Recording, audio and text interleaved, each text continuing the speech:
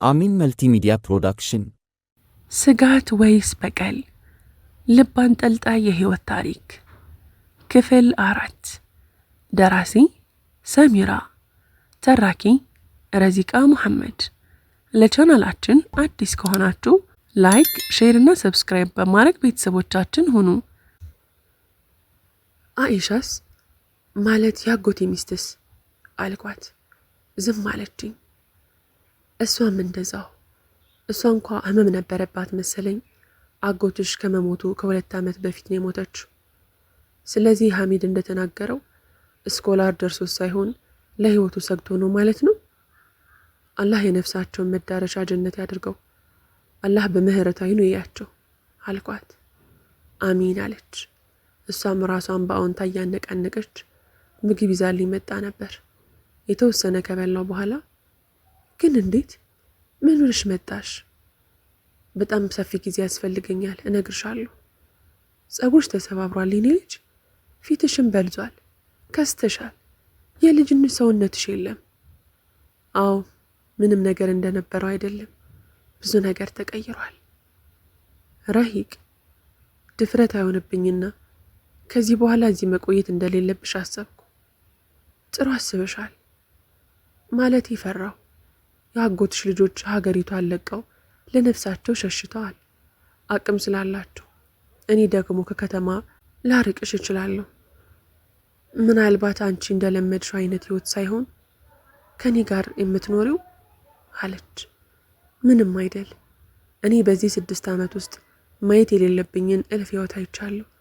ስለዚህ ዋሻ ውስጥ እንኳ ብኖር የሚከብደኝ አይመስለኝም አልኳት። በቅሬታ ፈገግ አለችና ተጠግታ አቀፈች። ቢሮ ገብተን ካወራን በኋላ ዶክተሯ ፈገግ እንዳለች ከኛ ስር ለመውጣት 1 ዓመት ይጠበቅብሻል፣ ማለት የኛ ኃላፊነት 18 ዓመት ሲሞላሽ ይወርዳል። የዛኔ ከፍርድ ቤትና ከዶክተርሽ ጋር አውርተን እንወስናለን አለች። ብዙ ለመንኳት፣ ግን እንደሚያስቀጣት ከማስረጃዎች ጋር አረጋግጣ ነገረችኝ።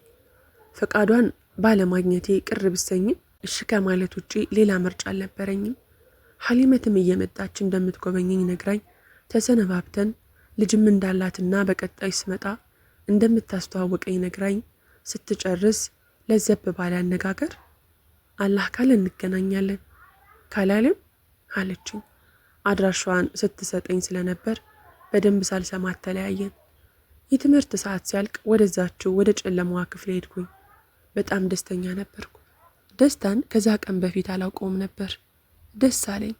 ቢያንስ አንድ የኔ የምለው ሰው አለ ብዬ እንዳስብ አደረገኝ። መለስ ብዬ አጎትና የአጎቴን ሚስት አስቤ አዝናለሁ። ግን ደግሞ አልሐምዱሊላህ የ2017 ክረምት ተጠናቆ 2018 ገብቷል። ከሐሊመት ጋር ከተገናኘን ድፍን 3 ወራት ተቆጠሩ። እስካሁን ግን ምንም አይነት ስልክ አልተደወለልኝም። በተቋም ውስጥ ስልክ እንዲይዝ አይፈቀድልንም። ነገር ግን ወደ ተቋሙ መደወል ይቻላል።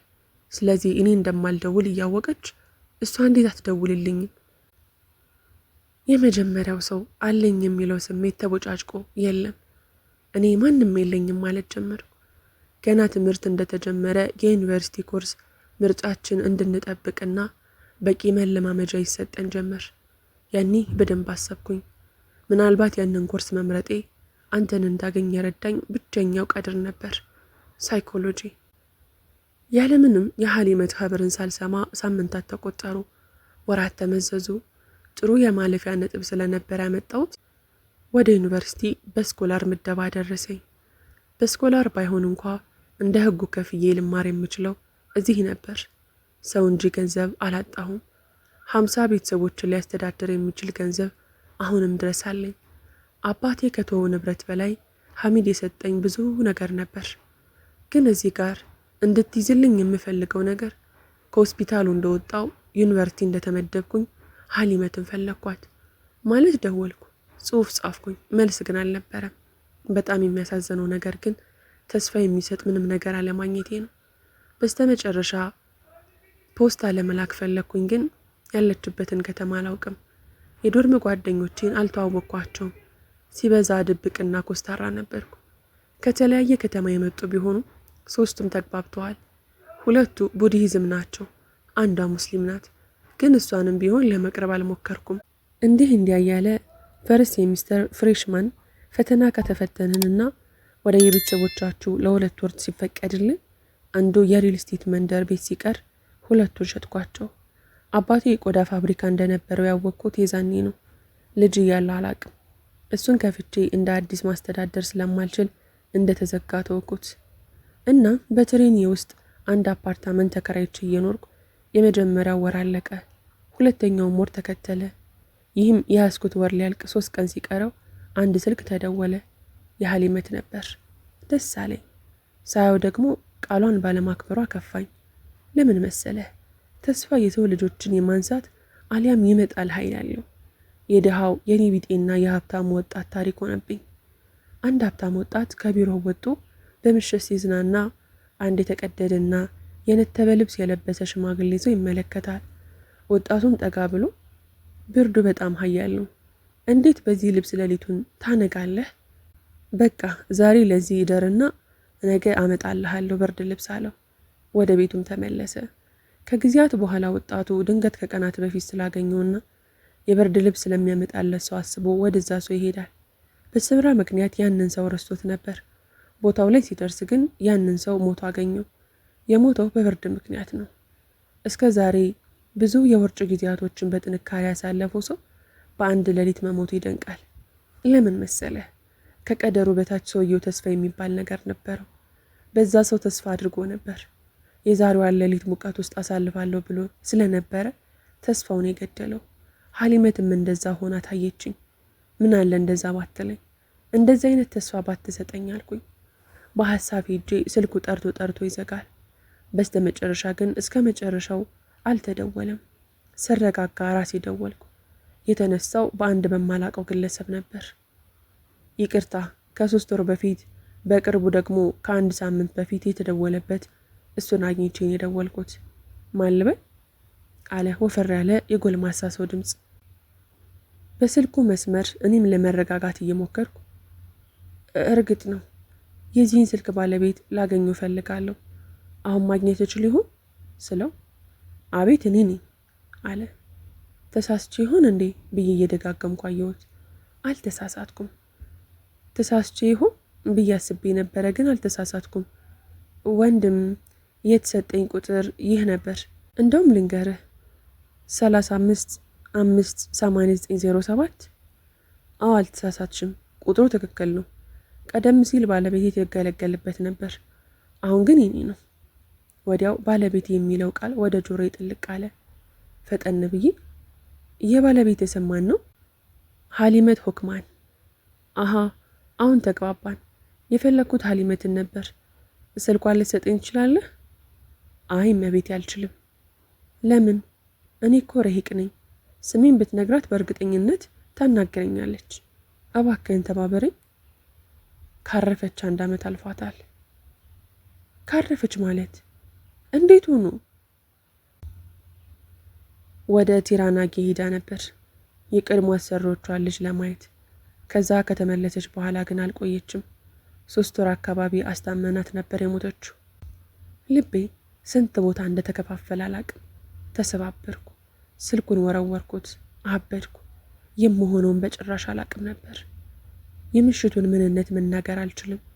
ማንንም ላጣ እችል ይሆናል። አዎ ማንንም። ግን እሷ ማለት እኮ እናቴ፣ ተንከባካቤ፣ ሞግዚቴ፣ አላውቅም፣ ብቸኝነቴን የምረሳባት ብቸኛ ሰው ናት። ስልኬ ከአገልግሎት ውጭ ሆኗል።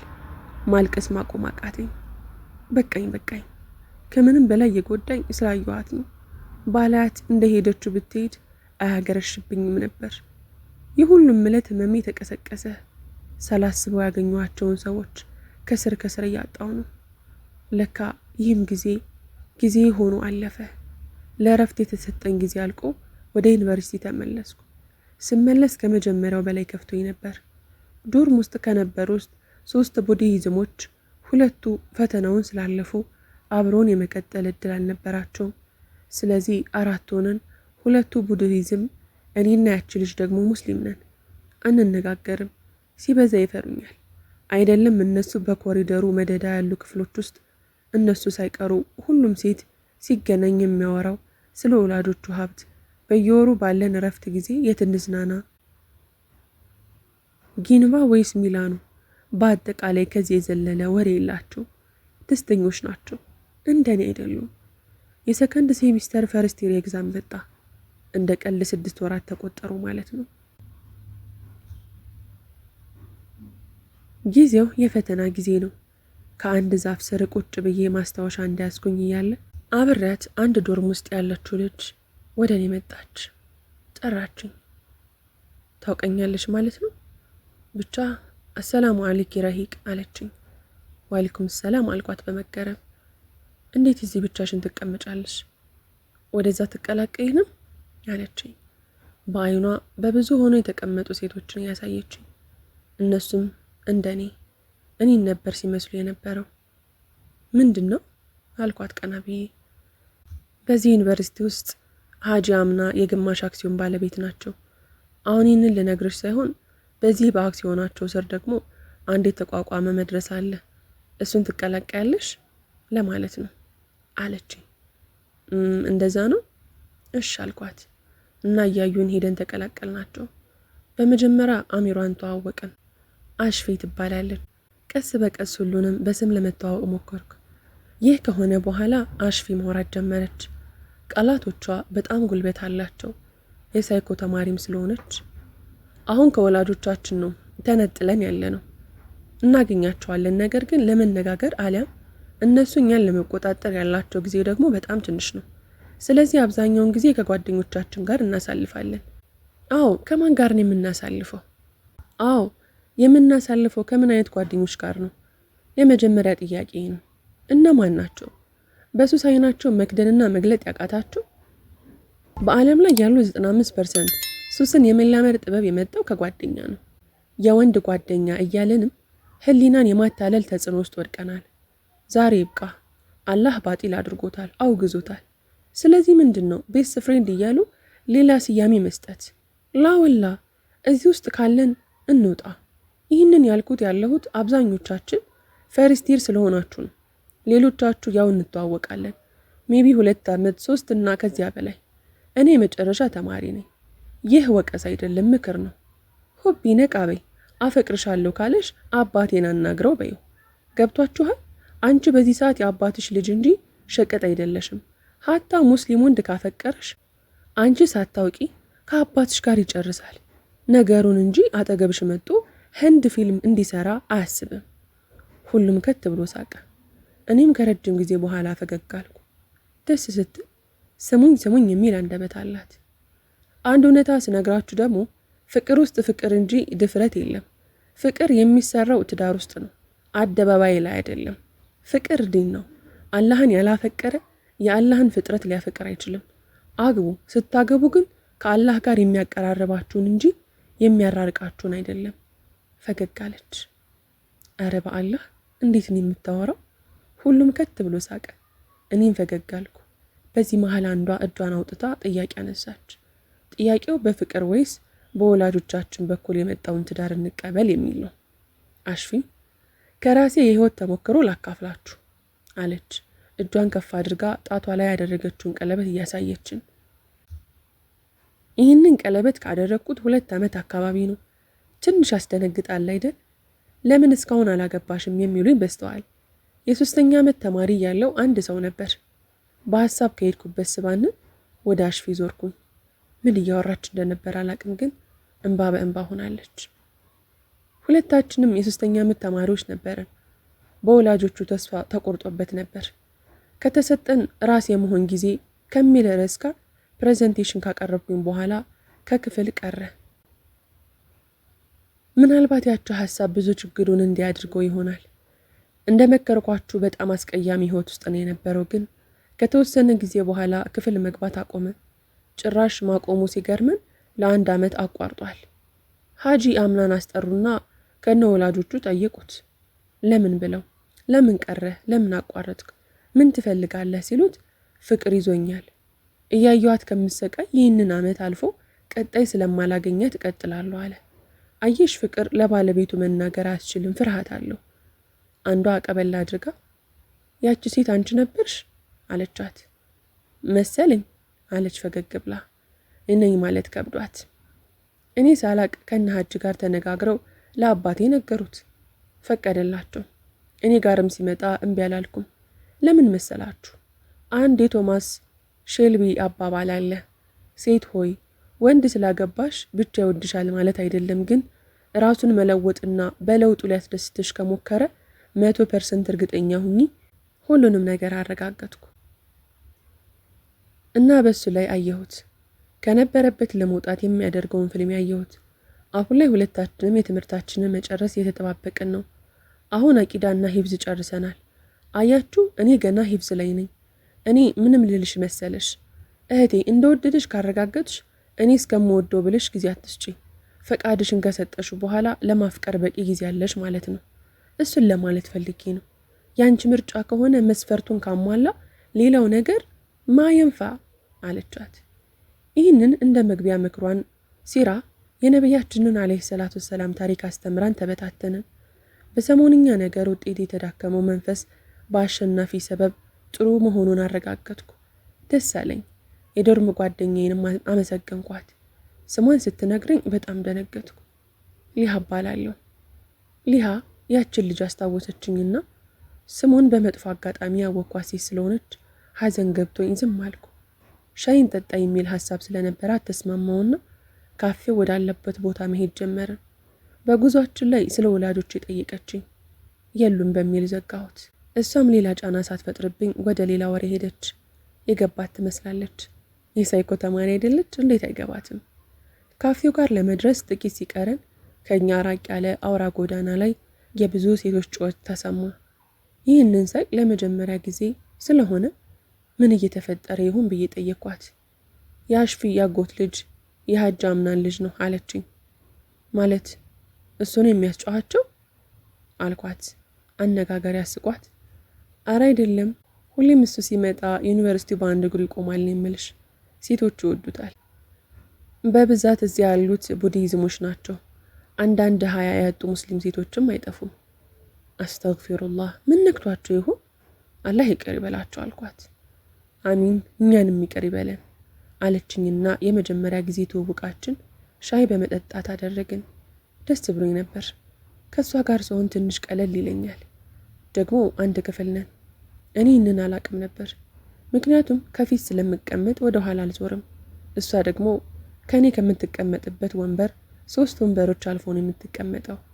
የፈርስት ሴሚስተር ኤግዛም ተጠናቀቀ እና ከኛ ዲፓርትመንት አንደኛ መውጣት ችዬ ነበር። እንዴት እንደሆነ አላቅም፣ ግን ፈተናው ቀላል ነገር ነበር። የሆነ ቀን ላይ ከሁሉም ከፍተኛ ነጥብ ያስመዘገበ ተማሪ በባለ አክሲዮኖች ቢሮ ውስጥ እንደሚፈለግ ተነገረን። ሊሃም ከነዛ መሃል ነበረችበት። የበለጥኳት በ4.7 ነጥብ ነበር። በጣም ተቀራራቢ ውጤት ነው እና ቢሮ ለመሄድ መሰናዳት ጀመርን። ምን ልንጠይቅ እንችላለን? አንችልም እያለን ጭንቀት ውስጥ ገባን። ከዛ ከዶርም እያወራን ወደ ቢሮ ስንሄድ በመንገዳችን ላይ አንድ ጥቁር ሃይብሪድ አልፎ ቢሮ ከሚገኝበት ህንጻ ፊት ቆመ። እኛም እያወራን ገባን። የመጀመሪያውን ደረጃ ወጠን የተባልንበት ቢሮ ስንገባ በስብሰባ አቀማመጥ ትይዩ ብዙ ሰዎች ተቀምጠዋል። ቡርቃ የለበሱ ሴቶችም አሉ። ሀጂ አምናን ንግግር ማድረግ ጀምረዋል። እኔና ሊሃ ያረፈድን መሰለኝ። ብዙ አምልጦናል። ለእነሱ ተናግረው ከጨረሱ በኋላ ለሁለታችን ትንሽ ማብራሪያ ሰጡን። መጀመሪያ ላመለጣችሁ ውጤት መብሩክ። አንድ አዲስ የተከፈተ ድርጅት በሳይኮሎጂ ዘርፍ አለና እናንተ ደረጃችሁን አስጠብቃችሁ የቆያችሁ እንደሆነ በዛ ድርጅት ውስጥ በሩ ተከፈተ። የበሩ መከፈት የሀጅን ንግግር ስላቋረጠ ሁሉም ወደ በሩ ነበር የዞረው። አቢ መግባት ይቻላል አለ። አይዲን ግባ። እንዲገባ በእጃቸው ምልክት ሰጡት። ገባ። ባለፈው ጊዜ ያልኩሽ ይህንን ነው፣ የአሽፊ አጎት ልጅ አለችኝ ሊሃ ወደ ጆሮዬ ተጠግታ። ከጎኑ የተቀመጠው አንድ ጎልማሳ 3 በወረቀት የተሞሉ ዶሴዎችን ወደ እሷ አቀረበለት። እነሱን በእርጋታ እያገላበጠ ሀሳቡን በያዘው ወረቀት ላይ ሲያሰፍር ተማሪ ረሂቅ በሀጅ ተጠራው። የመባነን ያህል አቤት አልኩኝ። ትቆያለሽ መሰለኝ አሉኝ ልጃቸው ላይ መፍዘዜን አይተው። አይዲን ቀና አለ። ፈገግ ሲል ለስብሰባው የታደሙ ሰዎች በሙሉ ፈገግ አሉ። ቀልድ መሆኑን አላጣሁትም። ሊሃም አረረ ሂቄት ሄድሽ አለችኝ። የት እሄዳለሁ? የትም አልኳት። ግን ድንጋጤ አልነበረም። ዛሬም በጠዋቱ ልብስ ለማስተካከል ተጠምጄ ነው አልኩት። ሊሃ ከሄደችበት ስትመለስ ቸኮሌት አመጣችልኝ። የት ነበርሽ አልኳት። ሳራና አሽፊ ፈልገውኝ እዛ ሄጄ ነው አለችኝና ልብስ ማጠፉን ቀጠልን። ከሊሃና ከአሽፊ ጋር በጣም ተቀራርበናል። መቀራረብ ብቻም ሳይሆን ብዙ ነገሮችን መነጋገር ጀመረናል። ግን ስለ ራሴ ምንም የነገርኳቸው ነገር የለም። የሳምንቱ የመጨረሻ ቀን የነበረው ጁምዓ ከሊሃና ከአሽፊ ጋር ወደ መስጂድ አንዳንድ ነገሮችን እየጠየቁኝ ሄድን። ግን እንዴት ማለት መጠየቅ ላይኖርብኝ ይችላል። ግን ወላጆችሽ የሉም ስትይኝ ምን ማለትሽ ነው? ማን ያሳደገሽ አለችኝ አሽፊ። እየተረበሽኩም ቢሆን በትንሹ ለነግራት ሞከርኩ። ማለት እናትና አባቴ በመኪና አደጋ ነው የሞቱት። አጎቴ ያሳድገኝ ነበር። ከዛ በቃ እሱን ያሳደገኝ ቢይዝም አልኩ። ትንሽም ቢሆን ከሌላው ጊዜ ተረጋጋሁ። ምክንያቱም ያሳደገኝ አጎቴ ብያቸዋለሁ። መስጂድ ደርሰን ስንገባ የኹጥባ ስርዓት ተጀምሮ ነበር። አሽፊ ፈገግ ብላ ማሻአላህ ዛሬ ወንድሜ አይዲን ነው ኹጥባ የሚያደርገው አለች። ለምን እንደሆነ ባላቅም ስሙን ስሰማ ደንገጥ አልኩኝ። ቀጥሎ ማዳመጥ ጀመርን። ክፍል 5 ይቀጥላል። ታሪኩን ከወደዳችሁት ላይክ፣ ሼር፣ ሰብስክራይብ ማድረጋችሁን እንዳትረሱ።